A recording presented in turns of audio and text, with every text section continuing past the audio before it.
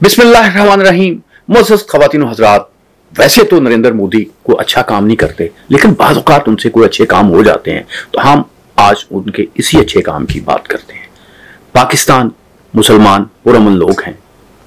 जब पाकिस्तान बन गया तो आहिस्ता आहिस्ता लोगों ने हिंदुओं से नफरत जो है वो कम होती गई और दो कौमी नजरिया जो है उसका यही मकसद बन गया कि हमने पाकिस्तान जो है इसमें इस्लामी निज़ाम नाफज करना, यही मुतालबा हुआ। और यानी जो भारत के खिलाफ नारे लगते थे वो आहिस्ता आहिस्ता कम हो गए और लोग जो हैं वो हिंदुओं के मुतालिक भी उनकी परसेप्शन जो है वो बदल गई।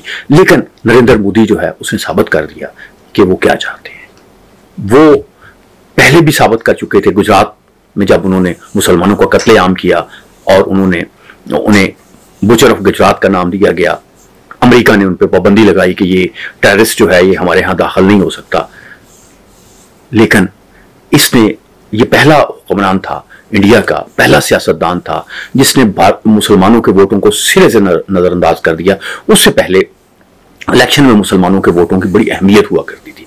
इसने मुसलमानों के खिलाफ इतनी ज्यादा नफरत पैदा कर दी कि सारे हिंदुओं ने इसे वोट दिया और इसी स्ट्रेटेजी पे, इसी हिंदू तब जो फलसफा है इस पे वो कामयाबी हासिल करता रहा। अब उसने एक बड़ा काम किया है और बड़ा काम जो है वो ये किया है कि उसने पाकिस्तान पे हमला कर दिया है। और मोदी को देख के मुझे वो फ्रांस की एक कहानी है कि फ्रांस में पेरिस में एक गधी की कब्र है जिसके मुतालिक कहा जाता है कि उसने अपनी जिंदगी में इतने लेफ्टिनेंटों को, इतने मेजरों को, इतने कर्नलों को, इतने जनरलों को दुलती मारी थी, तो आखिरी दुलती जो है उसने बम को मार दी।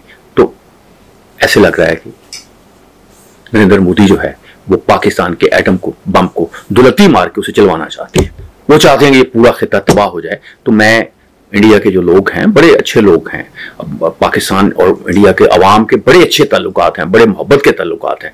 ये जो नरेंद्र मोदी जैसे लोग हैं, इनकी सियासत चूंकि इस वजह से चल रही है कि नफरत की सियासत ये लोग करते हैं। देखें, ये बात करेंगे जी, ये एक आपने लकीर खींची हुई है, तो ये लकीर जो है उस लकीर को नफरत से और जो है गहरा कर रहे हैं, उसमें खून डाल रहे हैं, खून की नदियां बहा रहे हैं उसमें। तो मुअज़्ज़ज़ ख़वातीन व हज़रात, एक दफा फिर मोदी ने सब कॉन्टिनेंट में जो है वो दो कौमी नजरिया जो है उसको मजबूत कर दिया। अब दो कौमी नजरिए की बात यह है कि जब पार्टीशन हुई उस वक्त तो ऐसे था कि मुसलमान 1/5 थे, जो आबादी थी उसके 1/5 थे, 1/4 थे, कुछ इस तरह की बात ही होती थी। और उसी तरीके से जो असासे तकसीम हुए उसी तरह से सारी तकसीम की गई। अब सूरत हाल बदल गई है। अब मुसलमान जो हैं, अगर आप देखें को 20-22 लाख को 25 करोड़ जो हैं वो बांग्लादेश में रहते हैं, इतने ही आप समझें कि इंडिया में रहते हैं, इतने या इससे कमोबेश यहाँ पे रहते हैं। तो ये गोया 75 करोड़ लोग मुसलमान जो हैं वो सब कॉन्टिनेंट में रहते हैं। और 75 करोड़ जो हैं वो यानी जैसे इंडियन मुसलमान है, वो पहले पाकिस्तान को गाली देगा, अब इंडिया से अपनी वफादारी का इजहार करेगा, फिर वो अपने दुख बयान करेगा और उसके बाद जब वो अपनी तकरीर खत्म करेगा वो भी ऐसी करेगा। या वैसी साहब जो हैं, असद वैसी साहब जो हैं, हम उनका एहतराम करते हैं, वो भी ऐसी बात करते हैं। ये उनकी मजबूरी है और हम उस पर कोई उनकी बातों को बुरा नहीं मानते। क्योंकि जब ये पाकिस्तान बना था तो एक ये भी बात थी कि पाकिस्तान मजबूत होगा तो वो एक तरह से जो इंडियन मुसलमान हैं उनकी राइट्स की प्रोटेक्शन कर सकेगा। लेकिन ये जाहिर नहीं हो सका, चीजें बिगड़ती गई।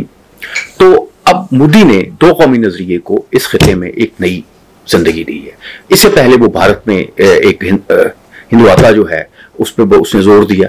अब हम देखते हैं कि ये जो गुज़श्ता इंतखाबात हैं जिसमें वो कहते थे कि मैं बहुत ज्यादा यानी कामयाबी हासिल, उसे नहीं वो कामयाबी मिली। जो ईस्ट की रियासतें हैं, जो 7 सिस्टर रियासतें हैं, वो उसके खिलाफ हुई हैं, इंडिया के खिलाफ हुई हैं। और ये जो सिख प्राइम मिनिस्टर थे उन्होंने एक बयान दिया था कि मनमोहन सिंह ने कि ये जो तमिलनाडु ये नक्सलबाड़ी जो तहरीक है जो बंगाल में है, ये सबसे ज्यादा खतरनाक है। को 2.5-3 दर्जन वहां अलहदगी पसंद तहरीकें चल रही हैं। अब सारी चीजों को फौज के जरिए वहां पे कंट्रोल किया जा रहा है। एक सिविल गवर्नमेंट तो है, लेकिन फौज का जो $100 बिलियन का बजट है वो असल फैसले कर रहा है। और ये फैसला भी उसी तरह से है कि अब ये फैसला दो तरह से है कि लेकिन इसका नतीजा क्या निकलेगा? इसका नतीजा निकलेगा कि पाकिस्तान के लोग जो हैं वो समझ गए हैं कि हम मुसलमान हैं, वो हिंदू हैं। अब यहाँ पे बहुत बड़ी एक तब्दीली आएगी। इंडिया में वो तब्दीली किसी और लेवल पे आ चुकी है। बांग्लादेश जो है वो ऑलरेडी जो है वो भारत के चुंगल से निकला है। आप जानते हैं कि वो हसीना जो है, शेख हसीना है, उन्हें भागना पड़ा है वहां से, और वो अब पाकिस्तान के साथ ताल्लुकात जो है बेहतर कर रहे हैं। तो मैं समझता हूं कि नरेंद्र मोदी ने और उसके इक़दामात ने, उसकी नफरत ने दो कौमी नजरिए को एक नई जिंदगी दी है, और इसके क्या रिजल्ट्स निकलते हैं, इसका क्या मामला होता है, ये तो आने वाला वक्त बताएगा। लेकिन एक बात दुरुस्त है कि नरेंद्र मोदी ने हिंदुओं और मुसलमानों के दरमियान ऐसे फासले कायम कर दिए हैं जो नाकाबिले अबूर एक तरह से होने, ये एक मैं समझता हूं कि भारत की रूह के, बरसगीर की रूह के खिलाफ बात है। कि यहाँ टॉलरेंस की हमेशा एक रही है। 6000 का जो यहाँ का एक तारीख है, उसमें मुख्तलिफ लोग, मुख्तलिफ कौमें जो हैं एक साथ रहती रही हैं। सारे लोग ही यहाँ पे हमलावर हुआ है। यहाँ पे जो लोकल आबादी थी वो तो नजर नहीं आती, मुसलमान भी हमलावर थे, आर्यंस भी हमलावर थे, हिंदू जिनकी औलाद हैं वो सारे हमलावर थे। लेकिन वो आए यहाँ पे और यहाँ पे सेटल हुए और उन्होंने भारत को बनाया। अब भारत में जो नरेंद्र मोदी है उसने नफरत के जो बीज बो दिए हैं वो बहुत बुरे नताइज पैदा करेंगे। मुअज़्ज़ज़ ख़वातीन व हज़रात, पाकिस्तानी दानिशवरों को, भारतीय दानिशवरों को, मुसलमान दानिशवरों को, हिंदू दानिशवरों को सोचना चाहिए, और यहाँ इस खिते में तबाही नहीं आनी चाहिए, इस खिते में बेहतरी आनी चाहिए। दिल्ली को भी आबाद रहना चाहिए, लाहौर को भी आबाद रहना चाहिए, इस्लामाबाद को भी आबाद रहना चाहिए, और दोनों खितों में, दोनों जो मुल्क हैं उनमें कोई ऐसी सूरत हाल पैदा होनी चाहिए जिसमें मामला बेहतरी की तरफ जाए। कश्मीर का मसला हल किए बगैर मामला ठीक नहीं होगा। कश्मीर का मसला इंडिया ने सिर्फ और सिर्फ इसलिए रखा हुआ है कि वो ये जो उसकी वार इंडस्ट्री है, जो कश्मीर को उसने वार इंडस्ट्री बना दी है, वो उसका तकाजा है कि कश्मीर का मसला रहे और ये मसला हल ना रहे, इस तरह के इश्यूज क्रिएट करता है। लेकिन अब उसको देखना चाहिए, सूरत हाल बदल रही है। अब चीन एक बड़ी ताकत के तौर पर उभर रहा है, और चीन जो है वो इसको किस तरह से देखता है, ये बड़ी आने वाली, सोचने वाली, समझने वाली बात है। मुअज़्ज़ज़ ख़वातीन व हज़रात, अपना बहुत ख्याल रखिएगा, और जंग के इस वक्त में आपने परेशान नहीं होना।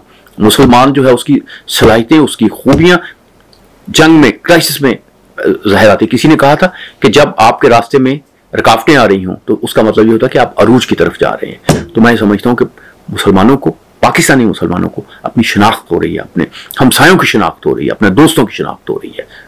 अपना बहुत ख्याल रखिएगा। अल्लाह आपका हामी नासिर।